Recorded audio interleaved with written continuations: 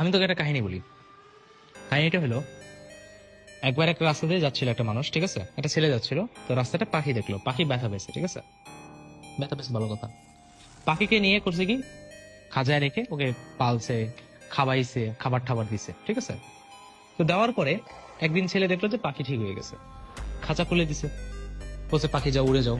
পাখি আর উড়ে যায়নি, কারণ পাখি খাবার পাচ্ছিল, সব ফ্যাসিলিটিস পাচ্ছিল, বাইরে কষ্ট করতে হচ্ছিল না, পাখি ওই কমফোর্ট জোন থেকে আর বের হয়নি। এখন তুই বল, এই পাখিকে খাঁচায় রাখার জন্য ছিল? ছিল না।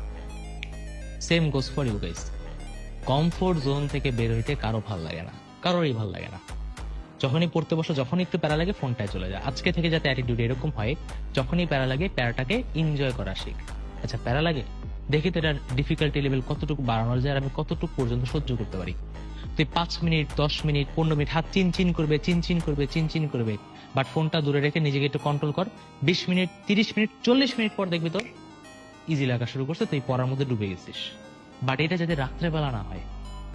তোরা বলিস ভাই ঘুমানোর টাইম পায় না, এই বেটা তোর পড়ার কথা ছিল সকালবেলা, তোর রাত 10টার সময় পড়তে বসার কথা ছিল, এই 10টার সময় পড়ার কথা ছিল, তোর পড়ার কথা ছিল সকালবেলা। সকালবেলা যখন তুই উঠছিস, যখনই উঠিস 9টা, যখন উঠছিস, আমি তোর বলি না তুই 7টার সময় উঠ, তুই 9টা 10টা উঠছিস না, তোর তখন পড়ার কথা ছিল।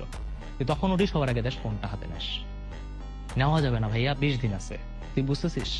তুই 20 দিনে তুই যেটা সলিড বেসিক নিয়ে, একটা ভালো নাম্বার নিয়ে তুই যদি বোর্ডে, আমি জানি বোর্ডের রেজাল্ট কেউ জিজ্ঞাসা করবে না, বাট যারা বুয়েট এক্সাম দিতে চান বা বিভিন্ন জায়গাতে জিপের এদিক ওদিক হয় ভাই, হয়, হয়, ঠিক আছে, সামনে যত যাবা বুঝবা, ঠিক আছে। এখন তো সবার মাথায় একটাই থাকে, বুয়েরা ঢাবি ছাড়া তো কিছু চিনোই না, ঠিক আছে। আমি যেমন এরকম সেকেন্ড টাইমার নিয়ে কাজ করছি, তো আমি জানি, ঠিক আছে, যে কিরকম পেইন। আমি তোকে আগে থেকে রিয়েলিটিটা বলি, ভিডিও বেশি বড় হয়ে যাচ্ছে, বাট বলা উচিত, কারণ পরে আমি কথাগুলো বলার সুযোগ পাবো না, পরে শুধু কন্টেন্ট যাবে, আমি এত কথা বলবো না, হ্যাঁ, কারণ এখন ওই বলাটার সময়ও নেই। বাট আমি যেটা তোকে বুঝে যাচ্ছি সেটা হলো কমফোর্ট জোন থেকে বের হও, ঠিক আছে, ওকে?